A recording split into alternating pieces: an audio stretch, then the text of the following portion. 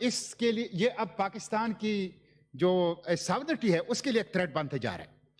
Mister chairman, ابھی چند دن پہلے یہ رپورٹ بھی آئی تھی, ساتھ ورلڈ بینک کی ایک اور رپورٹ بھی آئی تھی کہ پاکستان کا جو اکانومی کا ماڈل ہے یہ ناکام اور ناکارہ ہے, اور اس کے اوپر اکراس دا بورڈ ایک کنسنسس ہے کہ اس کو چینج کر دیا جائے, لیکن یہ چینج نہیں ہو سکتا اس لیے کہ ایلیٹ کیپچر جن کا فائدہ ہے وہ اس کو چینج نہیں کرنا چاہتے.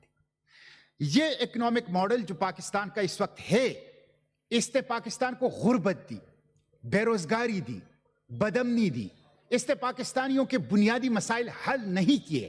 یہ استعمار ورلڈ بینک اور آئی ایم ایف کا مسلط کردہ ہے. یہ پارٹ آف دا سلوشن نہیں ہے, یہ پارٹ آف دا پرابلم ہے. مسٹر چیئرمین, آپ دیکھ لیں کہ ورلڈ بینک کہہ رہا ہے کہ 10% غریب پاکستانی جو ٹیکس دے رہے ہیں وہ 10% مالدار پاکستانیوں کے ٹیکس سے زیادہ ہے. یعنی جو 10% مالدار ترین ہیں وہ جو ٹیکس دے رہے ہیں وہ کم ہیں ان 10% غریب لوگوں سے جو ٹیکس دے رہے ہیں. ہمارے ہاں پاکستان میں فلو آف ویلتھ یہ غریبوں سے مالداروں کی طرف ہے. غریب اپنی محنت کی کمائی اپنے ہاتھوں سے بالادست طبقات, اشرافیہ, مافیا کے جیبوں کے اندر ڈالتا ہے. مسٹر چیئرمین, آپ کو یاد ہوگا یہاں پہ ہم نے ایک سوال پوچھا تھا کہ ایف بی آر کے وہ افسران جو اس وقت 21 اور 22 گریڈ کے اندر ہیں ان کے اثاثے اس وقت کتنے ہیں, اور جب وہ بھرتی ہوئے تھے کتنے تھے. انہوں نے یہ اثاثے ہمارے ساتھ شریک نہیں کیے. یہ اکنامک ماڈل یہ غریبوں کا نوالا چھیننے والا اور بالادست طبقات کے جیبوں اور تجوریوں کو بھرنے والا ہے. آپ کو مسٹر چیئرمین یہ علم ہے, یہ رپورٹ آئی ہے کہ 10,000 ایف بی آر کے اہلکار اپنے ٹیکس ریٹرن جمع نہیں کر رہے. ہمارے پیچھے لگا ہوتا ہے, ہم جمع کرتے ہیں ہر سال, وہ پبلش بھی ہوتا ہے, لیکن 10,000 ایف بی آر کے افسران وہ کئی سالوں سے اپنا ٹیکس ریٹرن جو ہے وہ جمع نہیں کر رہا. یو این ڈی پی کی رپورٹ جو بڑی مشہور رپورٹ ہے کہ پاکستانی کے جو ایلیٹ طبقات ہیں وہ سالانہ 17.4 ارب ڈالر جو 50% of the budget of Pakistan ہے وہ tax evasion, concession, subsidy, grants اور ایمنسٹی اسکیموں کے اندر لے رہا ہے. یہ ظلم کا نظام ہے مسٹر چیئرمین, ظلم کا نظام.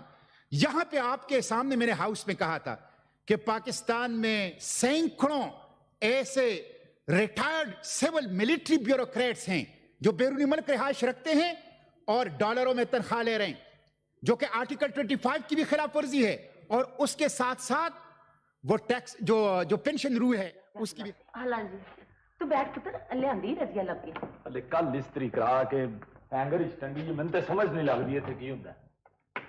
پرویز پتر کدھر جانا ہے قمیض پا کے؟ ہاں جی. کتھے؟ وہ دفتر وچ منڈا دوست ساڈے نال کام کردا سی, نوکری چھڈ کے باہر جا رہا ہے.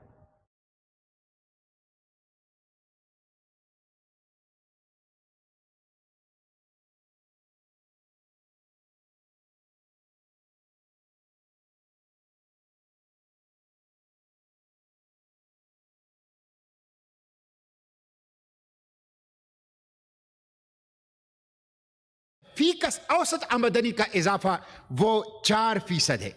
ہم جنوبی ایشیا میں ہمارے ہاں غربت بڑھ رہی ہے, جبکہ باقی جنوبی ایشیا میں وہ فیکس آمدنی ان کی بڑھ رہی ہے.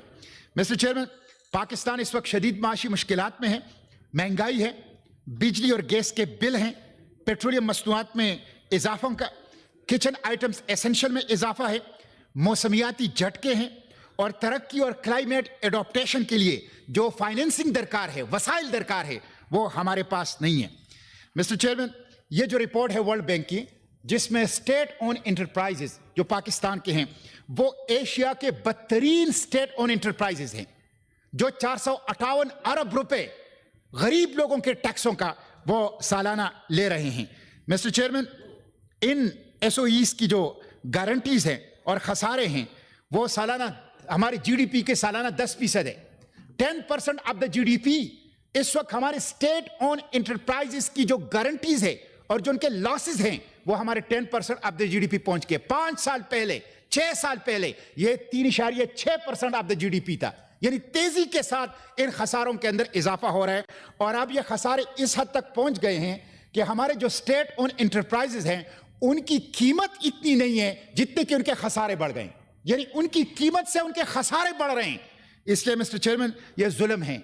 गरीब आवाम की तालीम के ऊपर हम खर्च नहीं कर रहे, सेहत के ऊपर खर्च नहीं कर रहे, पीने के साफ पानी के ऊपर खर्च नहीं कर रहे, अमन अमान के ऊपर खर्च नहीं कर रहे, इंसाफ दिलाने के ऊपर खर्च नहीं कर रहे, और 458 अरब रुपए सालाना PIA, railway, steel mill, PTCL और इस तरह स्टेट ओन एंटरप्राइजेज जो बाकी हैं उनके ऊपर खर्च कर रहे हैं। तो ये जुल्म है। मेरे ख्याल में मिस्टर चेयरमैन, अब वक्त आ चुका है कि हम इस जुल्म को बंद कर लें।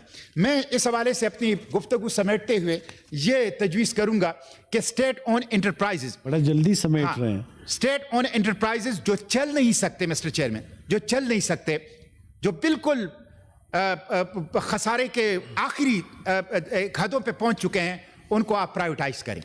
लेकिन ये प्राइवेटाइजेशन शफाफ होनी चाहिए।